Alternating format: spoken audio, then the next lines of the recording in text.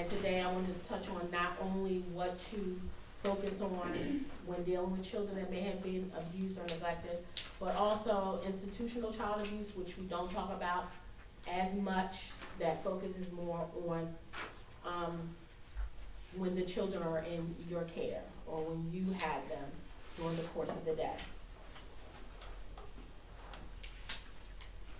So our objectives today, we're going to talk about describing the importance of relationships in preventing child abuse and neglect, define child abuse and neglect, as well as institutional child abuse.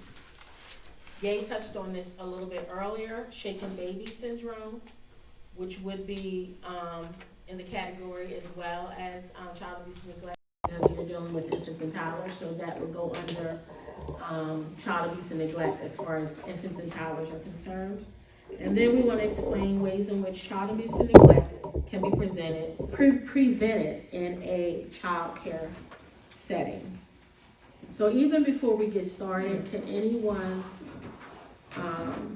define for me what you believe child abuse and neglect is in your own words? Or you can even give me a word that you think describes the word abuse in your mind when you hear the word.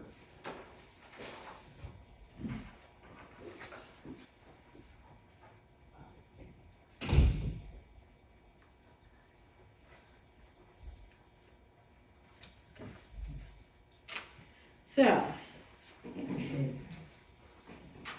what is child abuse and neglect? So the federal law defines child abuse and neglect as an act on the part of a parent, guardian, or caregiver, which results in death, serious physical or emotional harm, sexual abuse, or exploitation. It is also the failure to act to prevent an imminent risk of harm to a child. And that also means if you know a child's in danger, you look the other way, you say that's none of my business, and you probably see signs of it happening and you choose not to report.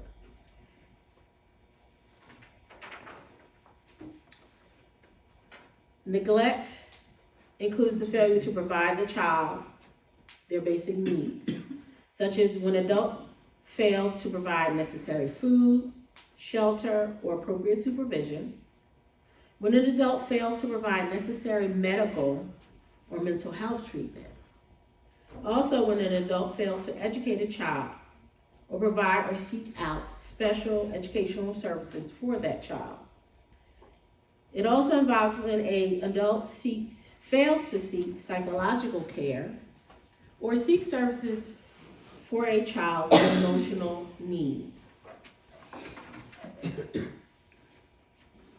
Various types of abuse includes the visible, which is physical, things that you can see.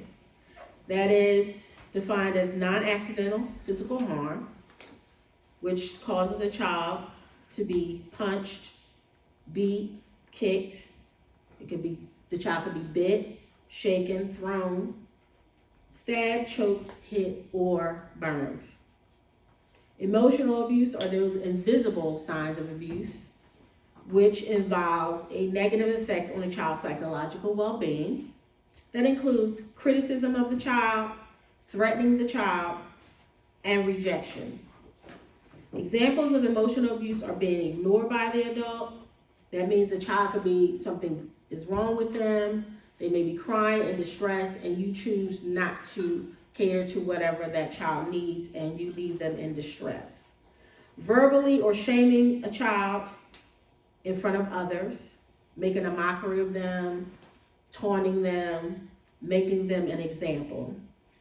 Terrorizing a child by bullying or even isolating a child. The other children could be playing in their centers, and for whatever reason, you have the child sitting alone and watching the other children playing. That's a form of psychological or emotional abuse, because you're allowing them to watch others enjoy what they're doing, and then the child is isolated and preventing them from engaging with the other children. When I was researching and getting the information together on this, I also saw a video of an actual child care provider with a scream mask on and literally running around the classroom, and the children were screaming. That's a sign of terrorism, or that's you're terrorizing the child, which causes emotional abuse. So in my head, I'm looking at that as you're taunting the child and you're causing them, it's not physical harm, but psychological damage, because that child is going to see that vision in their mind as they sleep. It could be at any time, which causes a form of trauma. Sexual abuse includes sexual activity or involving a child, such as fondling or groping in a child's genital area, making a child touch an adult's sexual organs, exposing oneself to a child. It can be incest, rape, or sodomy, and exposing a child to pornographic materials. So as you know,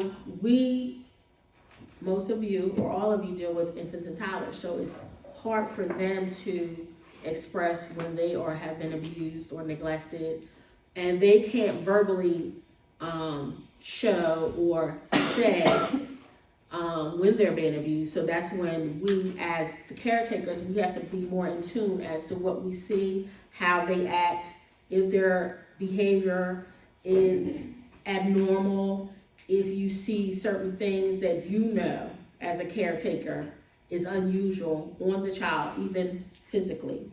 So indicators of abuse in adults, in infants and toddlers, can be unexplained bruises or injuries, an untreated illness, hunger or significantly low weight. If you see this child looks like they haven't eaten, it could be, a lot of times it shows in their faces. Emotional indicators includes excessive crying or excessive fear of parents or a responsible adult. The child may be picked up by a certain adult and they're scared to go with them, and they may grab your leg or wrap their arms around you. That could possibly be a sign, because they're uncomfortable around that adult. Also, withdrawn, either the extreme opposite. They're either totally withdrawn or don't want to be around individuals, or they're very aggressive toward even their playmates, the teacher. You may see signs of children throwing things when it's a difference between a toddler having their little moments versus aggression. And a habit disorder such as rocking or headbanging. If you see a child sitting in an area and they're just rocking for whatever reason, or they're banging their head up against a wall or an object, that's a sign to be alarmed and to be concerned. Gay touched on this earlier.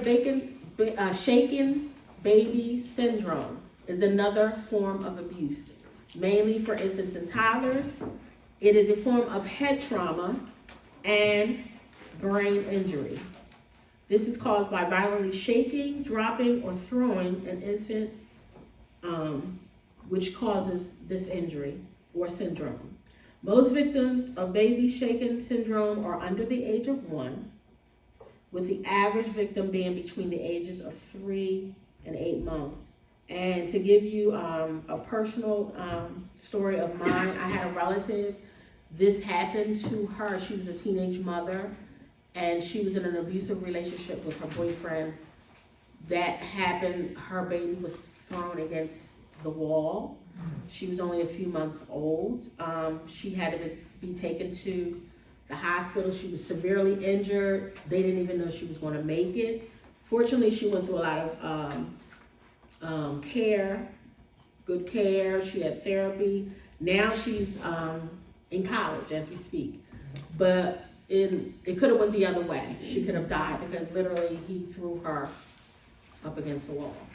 So, and I'll go over some of the things to look for in shaken baby syndrome, the signs that you need to look for. The causes, most victims of shaken baby syndrome, again, is between 3 and 8 months. When the babies are shaken, their neck muscles are not strong enough to control their heads. This causes the brain to move back and forth inside the skull. The results lead to bleeding and bruising of the brain, and the effects are even worse when the shaking ends with a sudden impact, such as your child being slammed into a crib or against the wall.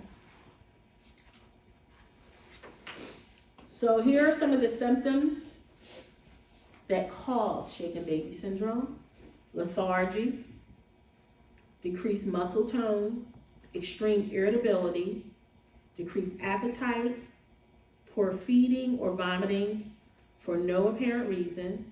The child is not engaged. That means they're not smiling or vocalizing, making any sounds. Poor sucking or swallowing. They have difficulty breathing, seizures, head or forehead seems larger than usual. The soft spot in the head appears to be bulging. Inability to lift the head or inability to focus with eyes and track movement. That means when you're playing with a baby, you know they follow you with their eyes and their heads. If they're unable to focus, that's a sign that you may want to see if something else is going on there. So now I have a brief video on describing shaken baby syndrome.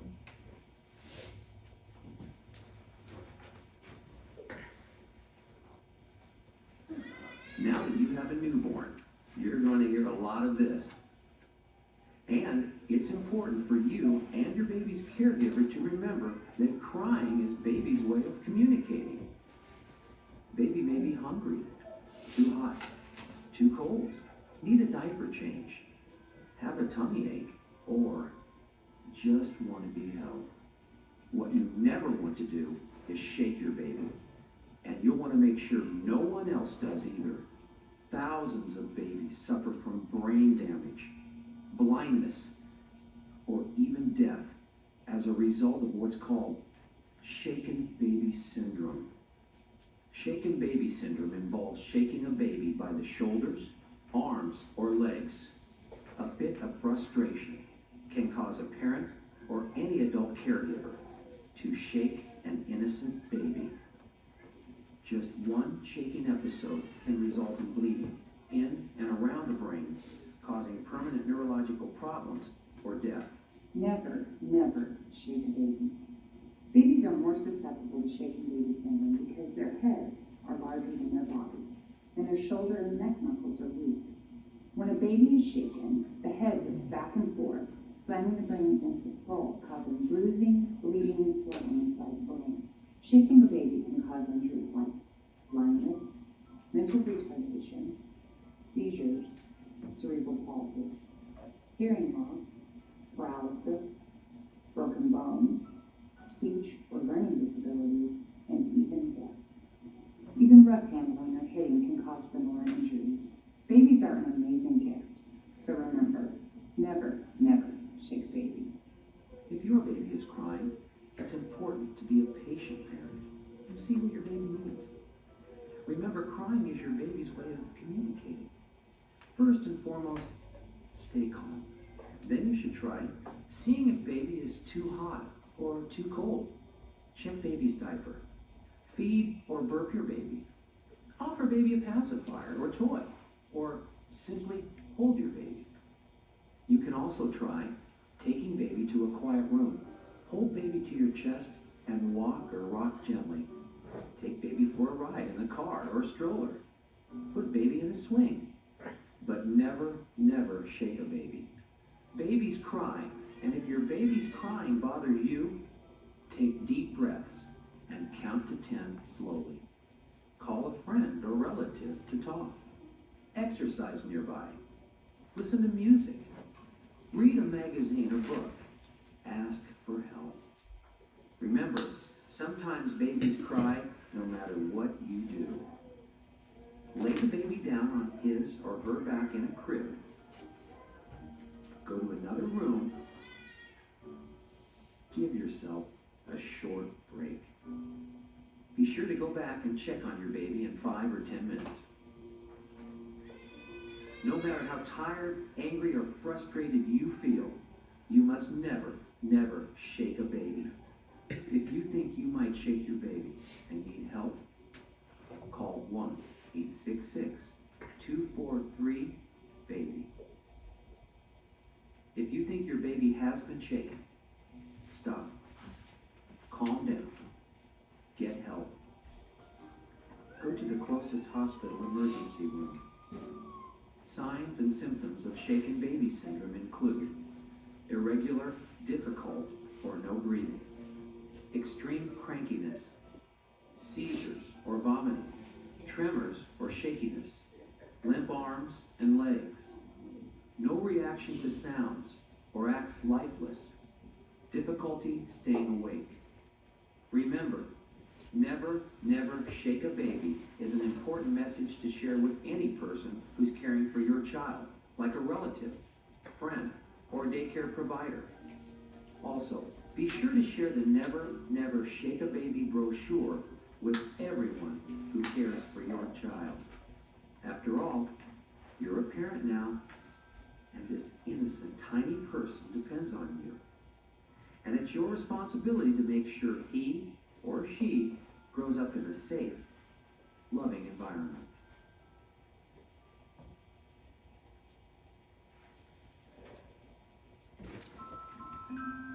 And just to add a little bit to what they were saying, if you're working in a classroom at your center and say you have a baby that's crying uncontrollably and for whatever reason, you can't get the baby to calm down, if you need to take that break and give the baby to the other person in the room, if you need to take that break and walk away, not walk out of the room, but like walk away from that particular baby for whatever reason, they're not connecting with you, because sometimes it could be just the connection of being with that baby and other things that may be going on, so that you won't be frustrated and then things happen, because things can happen very quickly. So it's best that if that baby is not connecting with you or they're cranky for whatever reason and you've tried different things to get them calm, then hand them over to your primary caregiver or your secondary caregiver and see if they can calm the baby as you take that break, walk away, and have some downtime, because you don't want your stress level to rise because the baby can't calm themselves down. So now the baby's stressed, you're stressed, and before you know it, something could happen. So now I'm going to touch on institutional child abuse, which is mainly dealing with a setting such as what we deal with, childcare and schools, anything that deals with abuse outside of the home. A lot of times we talk about abuse inside of the home, but now we're going to talk about what happens to children outside of the care of their parents. So institutional child abuse and neglect occurs outside of the home in communities, or it could be a private setting. This type of abuse or neglect typically involves a child and adult in a supervisory role, such as a teacher, a caregiver, or volunteer. These are things that infant and toddler caregiver staff should never do. Use corporal punishment, spank, hit, or paddle, yell or shame a child, withhold food, water, or comfort, bind or restrict a child's movement, such as strap a child into a chair. So any kind of restriction, binding them, again, isolating them, as I stated before, things that we should never do in a child care setting. Again, if you're working with a particular child and they are having a rough time and you have your secondary person in there or a floater, and then again, you may have to redirect the child. If the child is still having a hard time, then have that second person in the room maybe work with that child. It's a lot of things that go on with children. Again, they're infants and toddlers. They can't express themselves like older children can. So you don't know what happened to them before they even came into your care.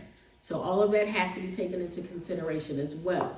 You don't know the stress that whatever happened between them and the parent before they even entered your room. So they may not have had a good night's sleep. All of that could come into play, but we should never harm a child or take our frustrations out on a child because they're not complying in the way that you think they should. They're still learning, growing, and developing. They're still very young. They have difficulty, again, expressing themselves. So they can't tell you things in ways that we can talk to one another. Their communication is still developing. So that's just something that we need to be mindful of. The next video I'm going to show you is an actual daycare worker that An employee at a unfortunately, daycare in Winter Springs has been something charged happened at the daycare, and this is what happened. with abusing an 11-month-old child in her care. This all happened last month at the Lady Bird Academy on 434 near the Oviedo line. Eyewitness News broke the story of this arrest on Eyewitness News today at noon. Channel 9 Seminole County reporter Jeff Lefkowitz live outside, and he's at that daycare tonight. Jeff, parents saw the whole thing play out live on a video feed, right? That's right, Craig. Lady Bird Academy provides video feeds to parents throughout the day so they can keep tabs on their children. When they clicked on the feed to watch their 11-month-old son eat, they witnessed the unthinkable. 26-year-old Tara Bryan of Sanford is facing child abuse charges. According to Winter Springs Police, Bryan was a caregiver at Lady Bird Academy on State Road 434. Parents had received a link from the school advising that the child was about to be fed. The parents reviewed the feeding. During some point in the video, the worker, who was identified as Tara Bryan, seemed to get frustrated at the child. Investigators say Bryan grabbed the child by the arms just below the shoulders and shook the infant while still sitting in the seat. Forcefully pushed and shoved the child while feeding him to the point where she actually grabbed him by his face, shoved a spoon in his mouth, and shoved him again. Investigators say after that spoonful, she lifted the bib and placed it over the child's face with the palm of her hand violently and quickly shoved the infant's head backwards so that he was looking up at the ceiling. Parents saw the whole thing, drove to the daycare, and called police. The video was a key piece of evidence in charging Bryan with abuse. I think it's very valuable, and as in this case, it was basically that everything was caught on video, which we have as evidence. Bryan is free after posting bond. We went to her home in Sanford today to get her side of the story, but she lives in a gated community and we could not gain access. Now, we did try to reach out to Lady Bird Academy to get a comment. We even waited outside for about 20 minutes this morning to see if someone would talk to us, but no one came out. The corporate office told me they cannot comment at this time. They told me that this particular location is a franchise, so we would have to get any comment about that particular incident from the owner-operator, but of course they have not reached out yet. Reporting live in Winter Springs, Jeff Lefkowitz, Channel 9 Eyewitness News.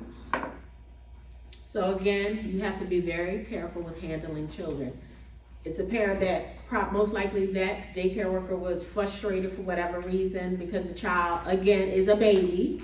They can't communicate or speak for themselves and say what they don't like to eat, or it could have been the child didn't want to eat and she's going to force feed the child, and then if the child didn't eat, then now you're ridiculing, you're throwing the bib over the child's head. So all of that, and unbeknownst to her, she was recorded. I don't know whether or not she knew she was recorded, but the fact of the matter is all of that took place.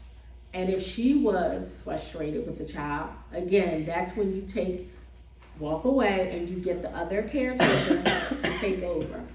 And something like that should never happen. Even handling a child, we have to be careful of how we pick up a child. Not by one arm or pulling them up or yanking a child.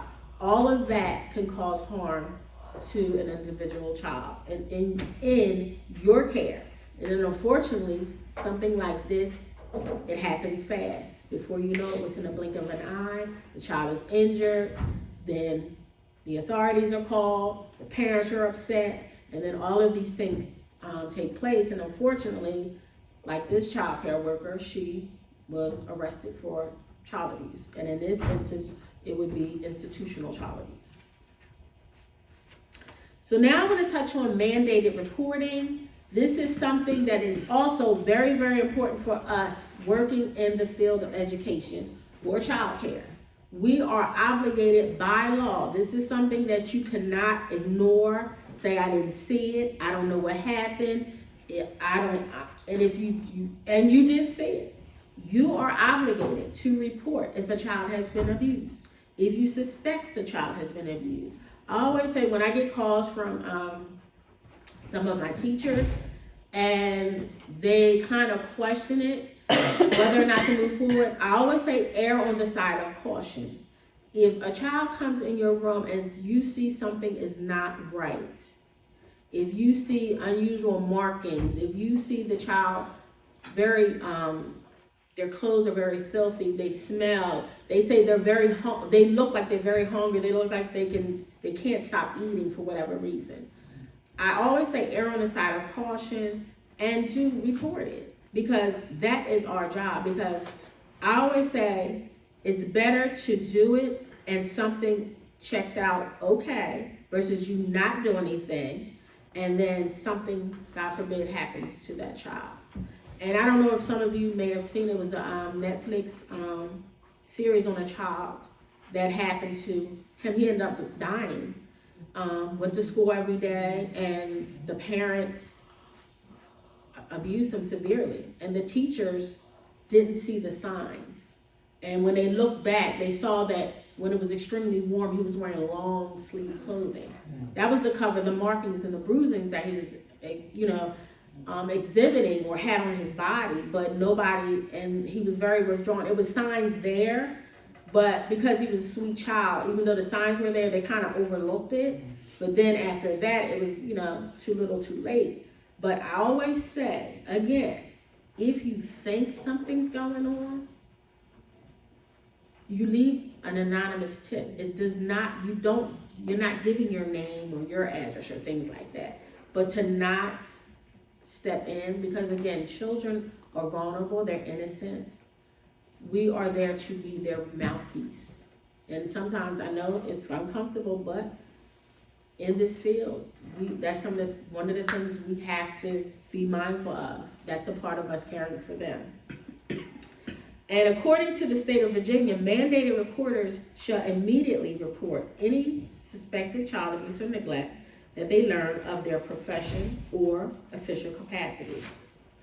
One of the codes of Virginia is if information is received by a teacher, staff member, resident, or intern, or nurse in the course of his professional services in a hospital, a school, or other similar institutions or department, such person may make reports of suspected child abuse or neglect immediately. The Code of Virginia also states that a mandated reporter's failure to report as soon as 24 hours after having reason to suspect a reportable offense of child abuse or neglect shall result in a fine. So this is a very serious thing as far as when you see a child that's in distress. It is our job to report. Here's another video that goes into more detail as far as what mandated reporter is.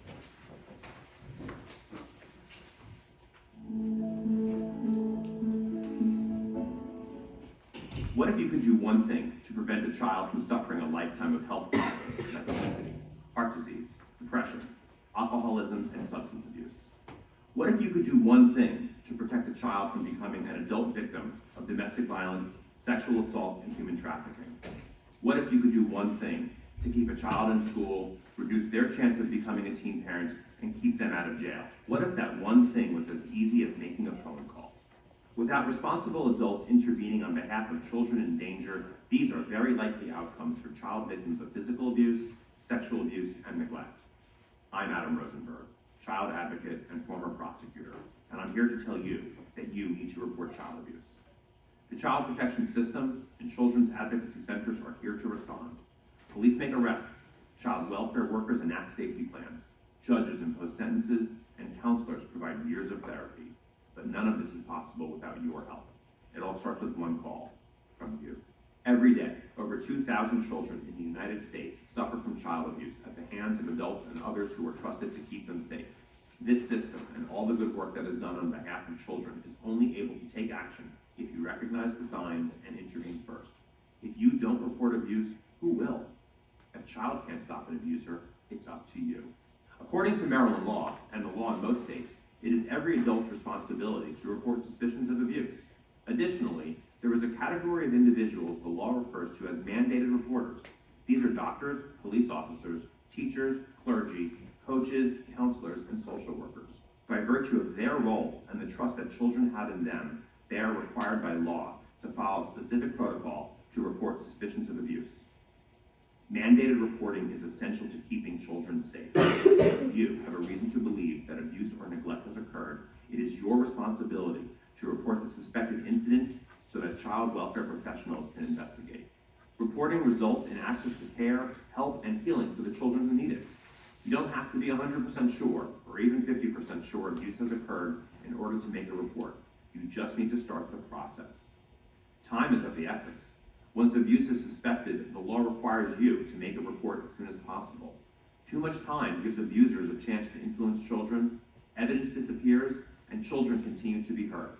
If you suspect a child is being abused right now, you may be thinking, what if I'm wrong? As long as you make your report in good faith, you have immunity from any civil or criminal penalty.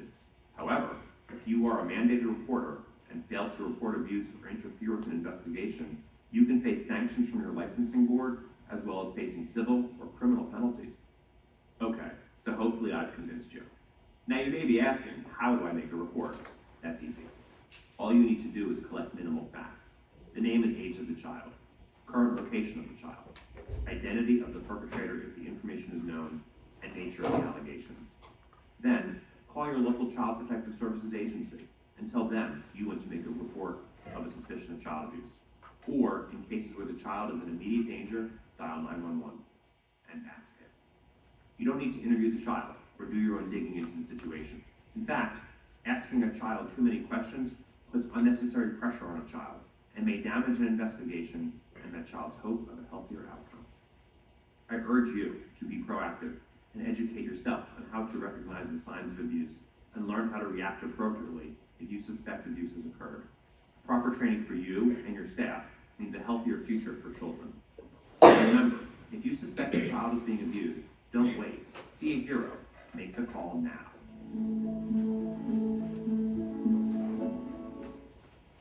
So in your folders, I placed, you should have it, but I gave you another copy of the policy and procedures as to mandated reporting, and as well as all the phone numbers for each CPS within your area that you may contact in case you do suspect child abuse and neglect. Those are the numbers there for you, as well as the steps that you need to take as far as reporting. I also put in your folders information in regards to Virginia, as the statistics as far as child abuse, neglect, the timelines, when you should report, mandated reporting, the importance of mandated reporting. So I want you to have that information on hand and just be mindful of, again, they cannot speak for themselves. So we have to advocate for the children. So last but not least, I want to talk about how can child abuse and neglect be prevented? Especially when you're dealing with little ones, infants and toddlers. It is important for staff to be trained. That's why this is a part of our training today. Constant training. I know it's redundant at times, but guess what? As long as you have children, babies, and infants and toddlers in your care, this is something we have to do.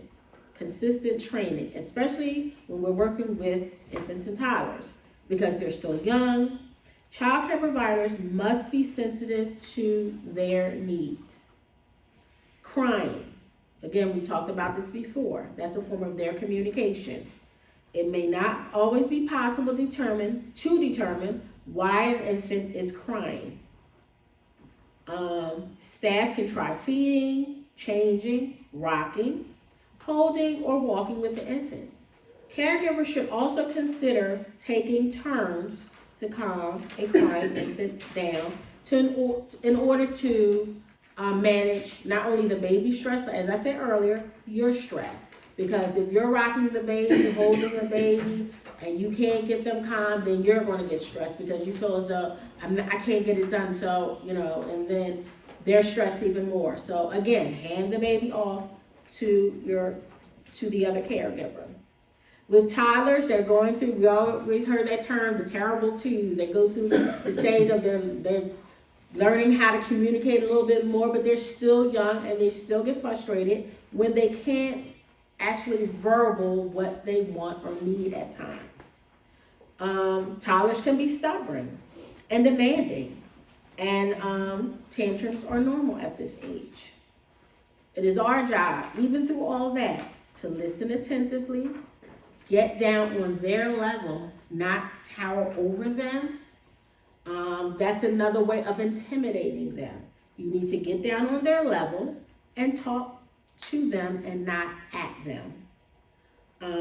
In a calm voice. Do not raise. You raise your voice, then that gets them even more stressed.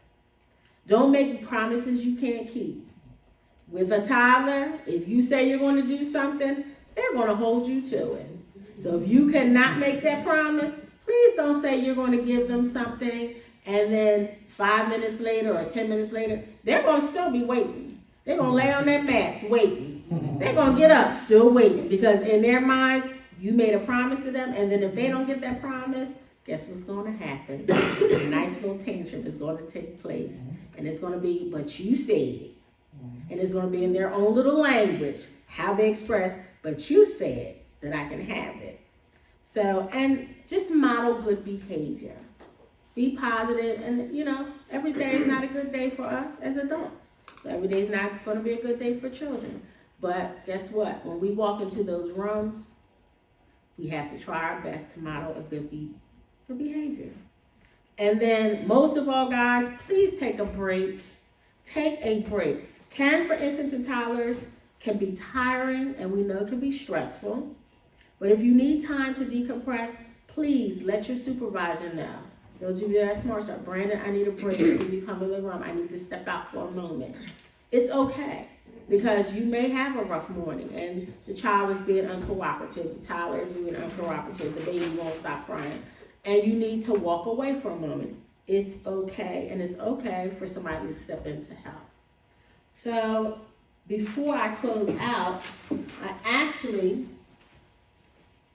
had a quiz to see who was listening and who wasn't listening. So who can give me the answer? Physical and emotional. All right. Physical and emotional. Anybody else have any other? Yes. Like malnourishment, and they look so dirty. Okay, malnourishment, dirty. Anyone else? Make sure you put your names on that as well. So you might get a little something. The right answers. All right. Number 2. Name 3 types of abuse and give examples of that abuse. 3 types of abuse. Physical, emotional, and sexual. All right, and give me an example for physical. So you said physical, give me an example of physical. Like bruises and marks in your body. Okay. And what's another one? Isolation. Okay, that would be Or under. emotional. Okay, and for sexual, what would be? Like scared to be touched, like by a caregiver or parent. Okay, good. Number 3, name 2 indicators of child abuse for infant and a toddler. Specifically for infants and toddlers. What would you notice? A sign of abuse or neglect for an infant and toddler. They're distant. Somebody said something. Which is it? They're distant. Okay. Crying a lot. Okay. Good job. Excessive crying and distant. What's another thing we said? If they see, it's 2 polar opposites. They're either one way or another in behavior. They're either really clingy or aggressive. Yes, they're either withdrawn or aggressive. Very good. 4, circle the average age that an infant can suffer from baby shaking syndrome. Is it 1 to 3 months, 3 to 8 months, or 8 to 11 months? It's probably all of them. Specifically, I gave you, Is it 3 to 8? it was 3 to 8. I thought it was 3 to 8. All right. What are 3 symptoms associated with shaken baby syndrome? 3 symptoms. It was a whole list. Vomiting. Vomiting. I heard 1. Brain damage. Brain damage. That's another one. Not eating. Not eating. Eye focus. eye focus, seizures, good. I like this class, good job, class. All right, when should a mandated reporter contact CPS if they suspect a child has been abused or neglected? Within 24 hours. Within 24 hours, good job. And the last one, if a caregiver feels overwhelmed in the classroom caring for a crying infant or unruly toddler, what should they do? Take a break, walk away. And you said another one? Ask for help. Ask for help. Thank you, guys. It's been a pleasure. Thank you. It's been a fun session. I also